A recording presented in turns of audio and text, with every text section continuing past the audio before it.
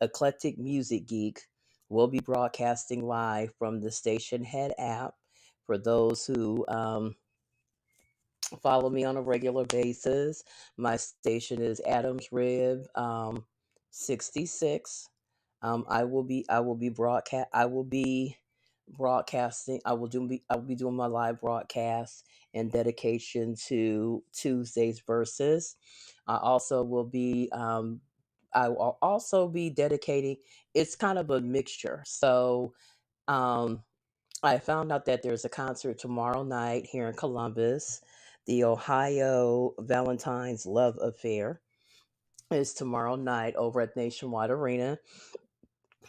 So I will be dedicating a portion of the broadcast to um, those artists. For those of you who don't know, it is Escape 3, Monica Stokely from Mint Condition, 112, and H Town will be the acts that will be performing. I've added their music to the playlist so that if you want to hear the music that I will be talking about tonight to get you in the mood for tonight or to get you in the mood to go out tonight, whatever your plans are. So, I also am going to be discussing. There's been a little bit of heartbreak this week. Art funk artist, funk rock artist Betty Davis has passed away at the age of 77, I believe. For those of you who don't know, she was heralded as the original Queen of Funk. And if you really want to get some insight into her, um, there's a show by Mike Judge called Tales from the Tour Bus, and they did a segment on Betty Davis. This is not the Betty Davis that is the actress that is known for her feud with Joan Crawford. This is a black woman. So I remember back when I was younger, there being a black Betty Davis and thinking, and then think no more of it. And then in recent years, her name has come up again.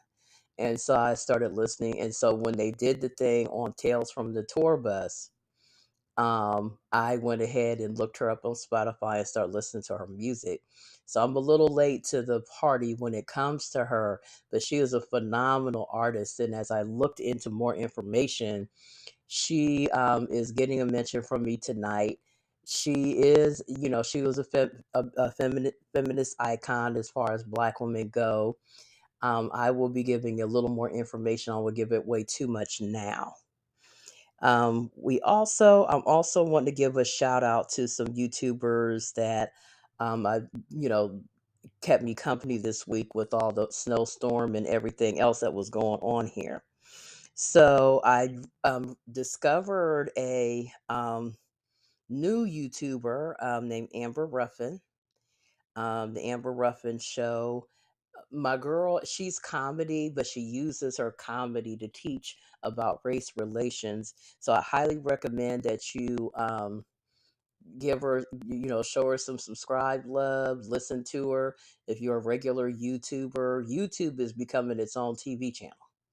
I hardly even watch any network television unless it shows that I already look at.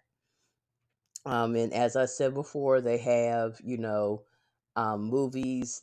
Last night I started watching The New Edition and Bobby Brown stories, and they kind of go back and forth as BET networks. Like you can follow actual TV networks on YouTube. I One of the reasons I keep up with when I first started being a regular YouTuber, I was at home sick from on the job that I had. I wound up being at home sick, so while I was in bed laying down, I kept playing. I just turned it on YouTube and was just watching. And there was this one channel that I watch a lot called Watch Mojo. So they have Watch Mojo, Miss Mojo, and I kind of watch them, and it was a really good channel. So anyway, back to Amber Ruffin. She's very outspoken, very uses her comedy, like I said, to talk about race relations. She's actually pretty awesome. So if you get a chance to watch her, she's definitely smart, part of the Smart Black Girls Club. So um, give try to give her some subscribe love, give her some encouragement. The tea bloggers, and I call them tea bloggers because they basically kind of give you the latest on what they call celebrity gossip, and that's Gossip Girl XOXO. Ti said what Ti said. Ty said what Ty said. Yeah, Ty said what Ty said. Let's get to the root. Um, Now let's get to the root is more of a whatever happened to channel. They kind of give you the latest on um older classic stars that you haven't heard of in a long time and you wonder what happened to them. Also real reality gossip is a good one as well. Um and there's a guy on there named Sloan. Now, Sloan is a white guy that kind of does a deep dive on a whole lot of stories about famous people that like, okay, you're like, well, really? He kind of does the let's talk about why this is problematic. And he goes into the whole thing of why certain things are problematic and why it's disturbing. He's a really good watch. Also, if you are a funk fan, and I am a really big funk fan, there's a there is a channel called Scary Pockets. And what Scary Pockets does is they cover a whole lot of tunes that are already popular, and they give the functified version of it. And it's really good. I mean, they do a really good job with some of you click on there like, okay, you talking about funk. So, um, and you want to see what does a funk version of that song sound like? If you've ever wondered what a song would sound like if it was played in a different genre, they're your people to go to, and they're extremely talented. Hollywood Unlocked, which is Jason from Love and Hip Hop.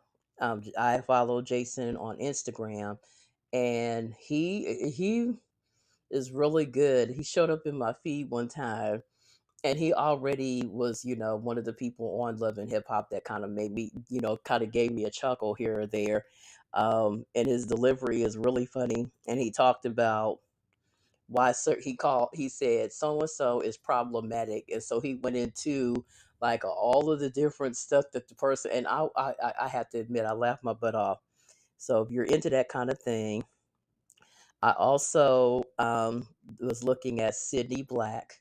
So Sydney Black is one of those channels, and there's been a few of them that have popped up where they talk to you, they discuss um, discuss different topics with you as they're applying their makeup, but they're not necessarily a makeup channel.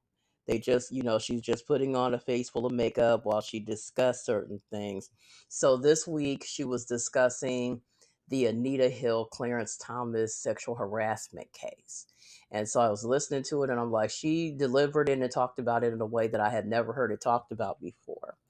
So she's worth a listen. Very good delivery. Um, also, and again, if you have any favorite celebrities that you like following on social media, you can also follow a lot of them on YouTube. Many celebrities are starting to get their own YouTube channel. YouTube, for those of you who don't know, does monetize accounts. So if you ever, to think about that. Um, so YouTube does do monetized accounts and everything, and a lot of people are starting because a lot of people, YouTube is a good grassroots way of starting your own stuff, like I'm doing. Also, you can minister on there. You can pretty much do anything you want. Once they monetize you, though, then you have to kind of be really, really careful because they will demonetize your whole account. they basically are really good from demonetizing like certain content if it contains a lot of social, controversial words, or if it's very controversial content.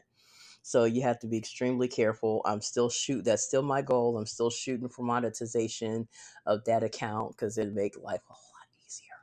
So my Anchor account is already monetized. So, like, every time you give a listen, or the more listeners I get and more subscribers I get, now there's different ways to monetize. I primarily like to go through ads because then I don't have to put a whole lot of pressure on myself to continue to keep asking people for money. But if you like the content, if you like my Friday lives, if you like my videos, which on my videos I'm usually not the one talking, but I am starting to learn how to edit videos.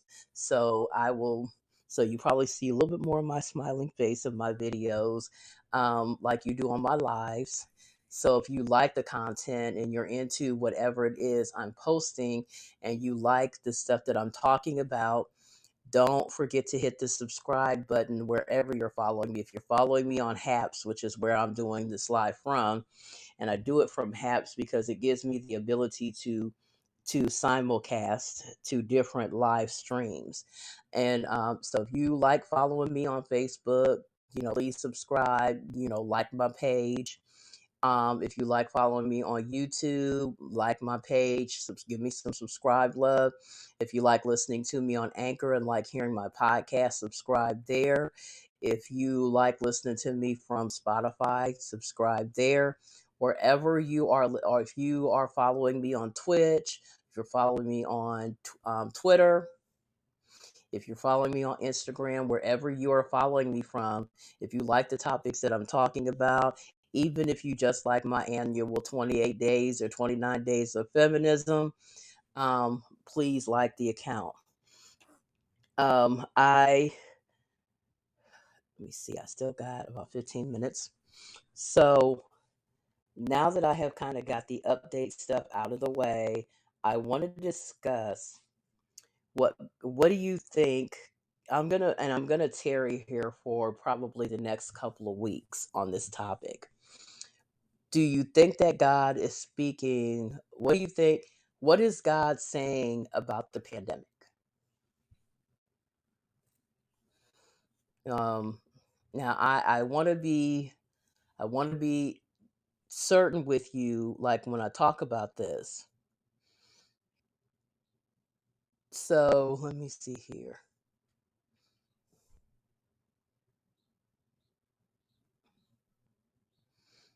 Mm-mm-mm-mm. So one of the scriptures that I kind of want to go into on this whole thing, um, is, I think it's John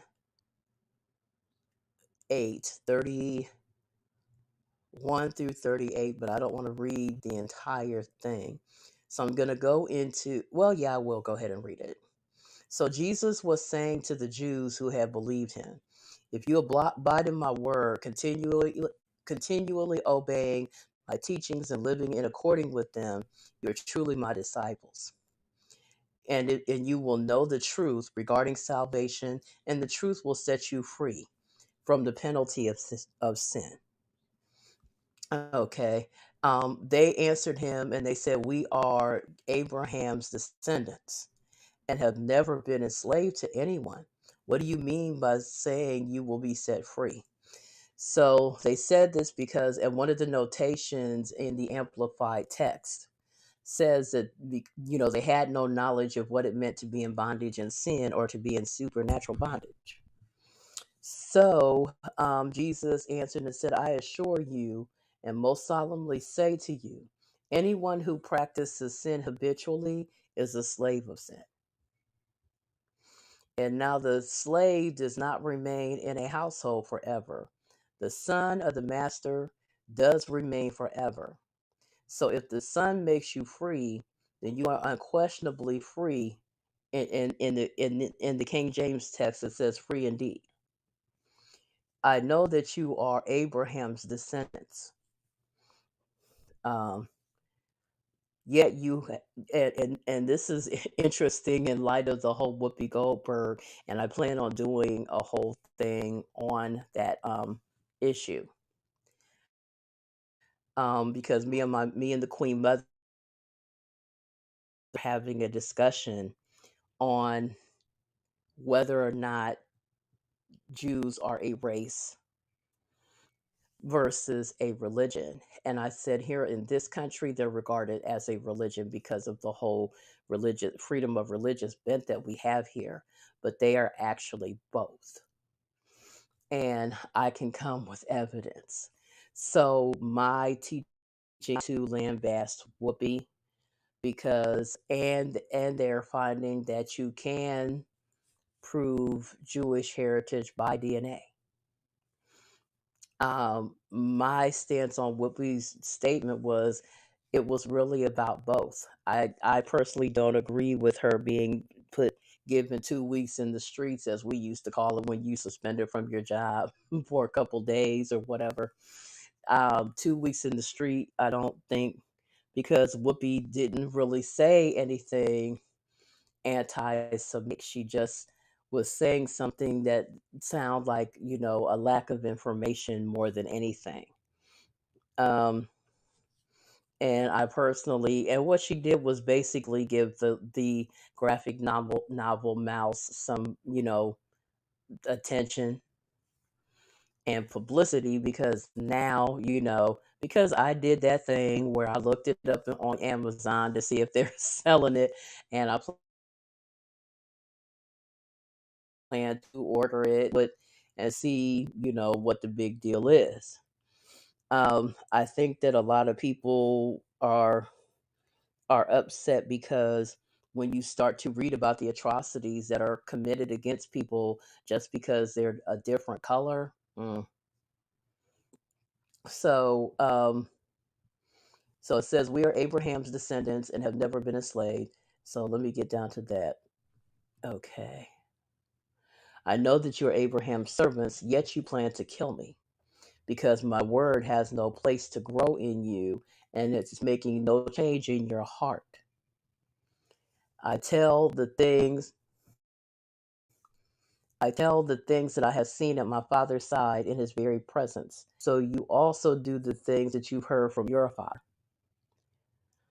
Yeah, it gets a little deep. It gets a little hairy in these streets, because when he goes even further, if this is the scripture that I'm thinking of, he goes further to call their father the devil. Um, and I heard a very controversial teaching about that. I don't believe that Jesus was saying, because Jesus himself was out of Jewish lineage. That's what a lot of people, and it's the number of people who go, yes, he was also out of the line of Abraham. He was actually out of the lineage of David. So the Star of David, which is something that Jews wear, he was out of the lineage of David. So he was a Jew. So I want to talk about something, because I talked about, people who habitually practice sin. It's amazing to me the number of stuff, and I've been around a little while. I'm not, as you can see, I got some gray hair, so um I'm not no young thing. I'm not a spring chicken. And it amazes me the number of preachers and pastors that don't have no problem practicing sexual harassment against their members and calling themselves real Christians. Okay. And here lately, I have been through and sexual harassment is spiritual warfare. All sexual misconduct is spiritual warfare. If someone's acting up towards you spiritually, you have to think about what the Holy Spirit was sent here for us. And it was to lead and guide into all truth. All you have to do is keep in tune with your word, and you know whether or not God sent a particular assignment. One of the things I have said here lately, and I keep saying it, and I'm like, do you think that God is using the pandemic to teach us anything? Do you think that God, because God can use anything. Romans, I think it is 8:28 says that calls all things to work together for those who love him and are called according to his purpose. Even if he didn't send it, he has the ability to use it to teach you. Okay? And the number one thing would be about preparation.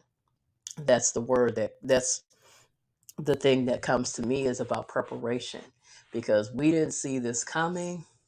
And I remember reading all kind of information, from people who did the research, and they talked about how in most industrialized nations they have paid leave no matter what you do for it. And think about the number of people who they had to hold evictions for, they had to do all of this other stuff, and we're still recovering. And the bad thing is we still have not fully recovered. Like many of us are back to work, but I honestly believe that there are a lot of businesses. And the bad thing is, and I Amber Ruffin talked about this, the amount of black neighborhoods and the amount of black people that were disproportionately affected by this pandemic. And you have people who still are trying to, I'm like, you don't realize you guys need to listen to these scientists. The number of people who are trying to hurry up and get back on track. There ain't no back on track right now. If you like some people, we went to a fast food restaurant last night, and the people told us, they said, well, the only thing open right now is the drive through. The kitchen is closed. The restaurant portion is closed, and that has to do with the Omicron. The amount of people who are now working remote jobs. My daughter, the job that she works, the place she works, reassigned her to work at home. I know, for one thing, with a young 3-year old son, it has actually been, good for her because she no longer has to deal with the whole thing of, babysitter and this, that, and the other. Which still, all kids' temperaments are different. My grandson is a pretty good little boy.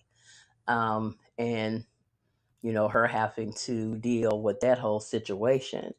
But the way that we work has been changed like forever for at least a very long time. Um, it's just been different. And like I said, to me, I think one of the messages preparedness. The fact that we were not prepared for this, and a large portion of those who were what they call working class poor, or like I said, a large part of, because we make up the majority of the working poor. We are more likely to be in jobs where we have a great deal of exposure to the public, which affects us as far as whether or not we wind up catching it from someone. We're more likely to be in a position to be exposed to people who could possibly have it. Um, they even had to change the bus system so that people who ride the bus, ride public um, transportation, enter the bus from the, so basically the Coda buses here got made free.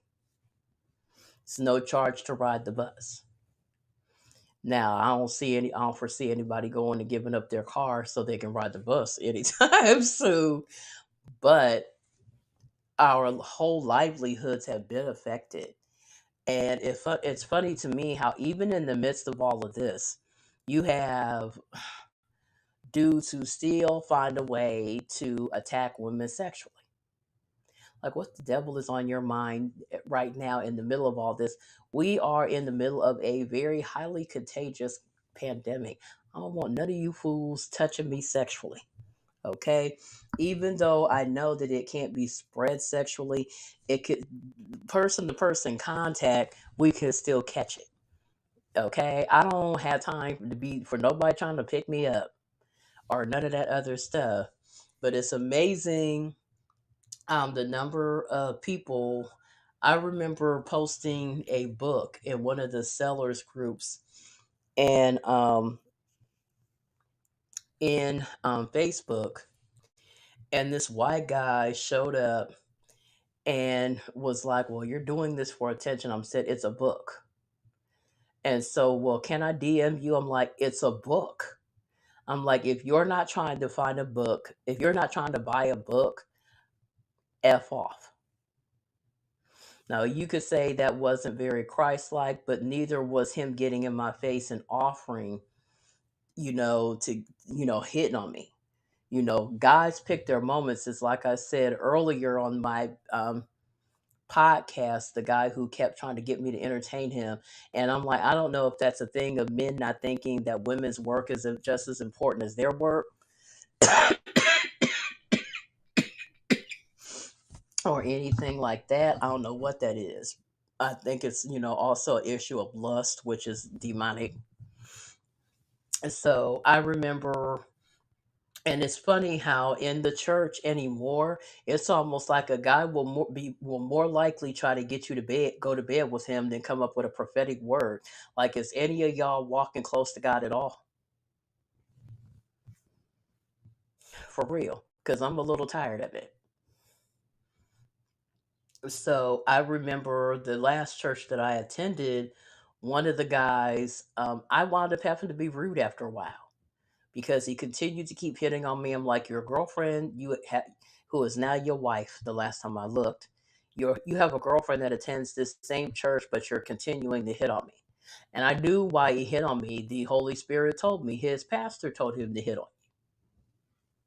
Your pastor, the pastor that is over this church set that up. Okay, so he's on order. His orders came from the top. Now, why, I don't know. I don't understand that. I don't understand the need for men to treat women like toys. So it's funny to me how you'll be more likely to get an invitation to see their bedroom before you'll hear an actual word from the Lord from any of these guys. But yet, we want to talk about women preachers and how leadership is a job for a man. I can't tell. Not the men that y'all keep supporting. Anyway, I'm gonna go ahead and get off here because like I said, I have a meeting. I will be live broadcasting at midnight tonight. Um, Midnight is working really good for me, so I'm gonna keep it. But I will talk to you guys tonight. Enjoy your day. Enjoy your Friday activities. If you're off today, enjoy your shopping. Whatever you're into today, enjoy your grandkids, enjoy your children. Um, the Super Bowl, I forgot to mention, the Super Bowl is this Sunday. Cincinnati, who is the Ohio team, is going to be in it. Um, I think it's Cincinnati versus the LA Rams. So it'll be the first time that I have looked at a Super Bowl since the whole Colin Kaepernick thing. I don't know how many are still protesting, but I haven't looked at a professional um I haven't looked at any Sunday football in a very long time. So I think the last time I looked, I think was the one that Justin Timberlake was at, what performed, and I felt like I kind of got tricked because they were having it in Minneapolis, and I saw where at the time and different people were arriving over there for it. So I thought I was going to see a for real Prince tribute, and it didn't happen. So I was like, bumping, I'm turning the TV back off. So I did not watch. So this Sunday, I may watch number one out of support for Cincinnati. My goddaughter lives there. Also out of just and out of support for the Bengals and everything. It's the first time that Ohio team has been to the Super Bowl in a very long time. I think it's been over 20, 30 years. The last time I remember Ohio's Super Bowl, Ohio predicted Super Bowl team anyway was in the 80s, and that was Cleveland. So you guys have a good one. Whatever you get into, enjoy your festivities. I will be live broadcasting, and Monday I will be doing Monday morning quarterback. So I will talk to you all later. Love you, and have a good one.